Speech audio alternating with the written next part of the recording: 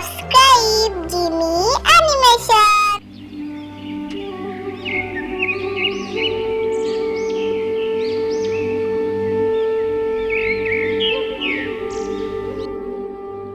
বিষমপুর গ্রামে জন্মগ্রহণ করে অপূর্ণা, কিন্তু ওই নামে তাকে কেউ ডাকতো না।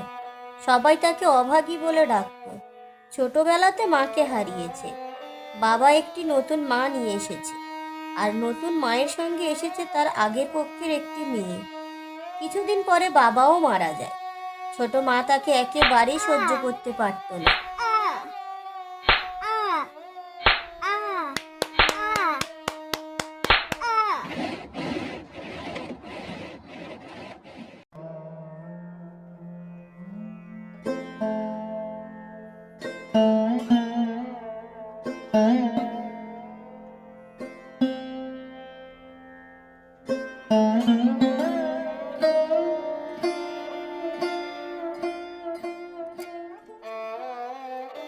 তার পড়াশোনা করার খুব শখ ছিল, কিন্তু ছোট মার জন্য সেটা কখনো হতো না।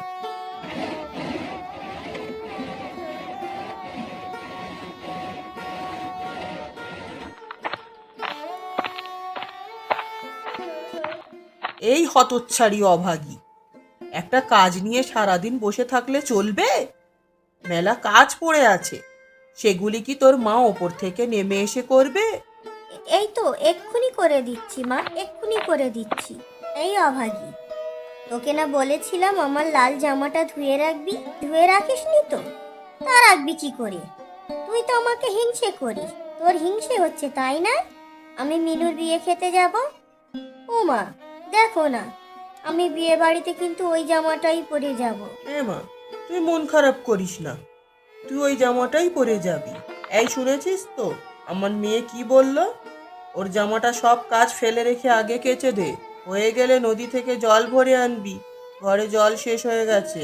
ঠিক আছে মা, এক্ষুনি সব করে দিচ্ছি।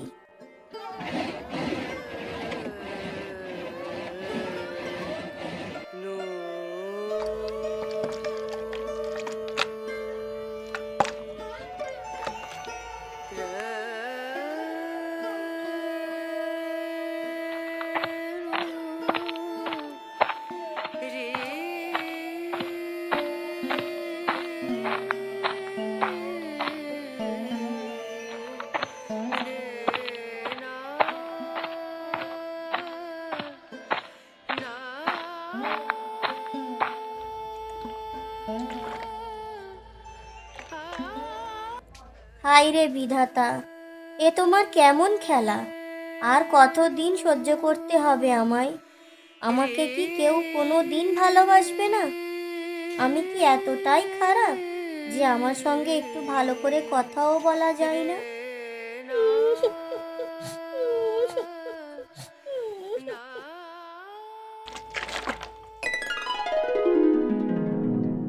কে তুমি বাছা? এখানে বসে অমন করে কাঁদছো কেন? কি হয়েছে তোমার? তুমি আমাকে বলো, যদি আমি তোমাকে কোনো সাহায্য করতে পারি। আমার মা বাবা কেউ নেই। সৎ মা আর সৎ বোন আছে, তারা আমাকে দেখতে পারে না, সারা দিন পরিশ্রম করায়। একটু এদিক সেদিক হলেই আমাকে খুব মারে। আমি তোমাকে বর দিচ্ছি, যখন তোমার মা বা কেউ তোমাকে আঘাত করবে, সেই আঘাত ঘুরে তার উপর দ্বিগুণ হয়ে পড়বে।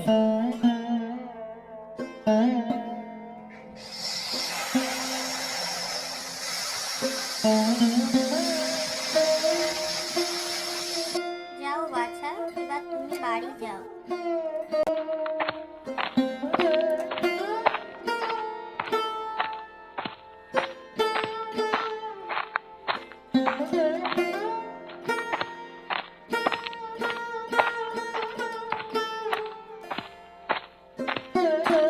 এই হতচ্ছাড়ি,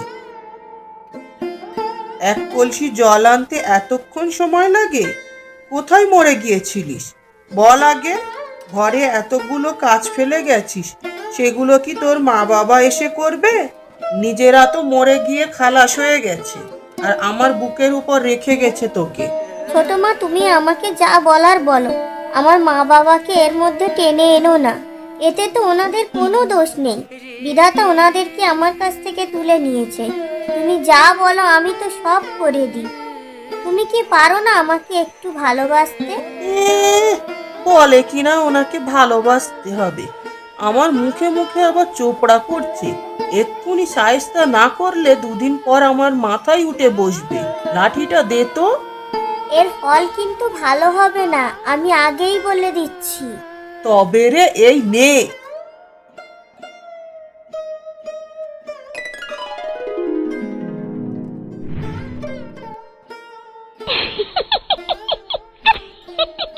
আহ! বাবা গো, মা গো, মরে গেলাম। তুই থামা, এই লাঠি তুই থামা। কি জাদু করেছিস? দেখ এবার লাঠির আঘাত খেলে কেমন লাগে। যখন তুই অভাগীকে মারিস এই লাঠির বাড়ি, তখন ওর তো এমনই আঘাত লাগে। আজ নিজের উপর পড়ছে, তাই বাবা গো মা গো করে চেঁচাচ্ছিস। অভাগী মা, আমায় ক্ষমা করে দে। আমি আর কখনো তোকে আঘাত করব না। আমাকে তুই ক্ষমা করে দে মা। আমি আমার ভুল বুঝতে পেরেছি। তুই থামা এই লাঠিকে। আমাকে এই লাঠির হাত থেকে বাঁচা মা। আমাকে বাঁচা। আমি আর সহ্য করতে পারছি না। লাঠি, ওনাকে তুমি ছেড়ে দাও।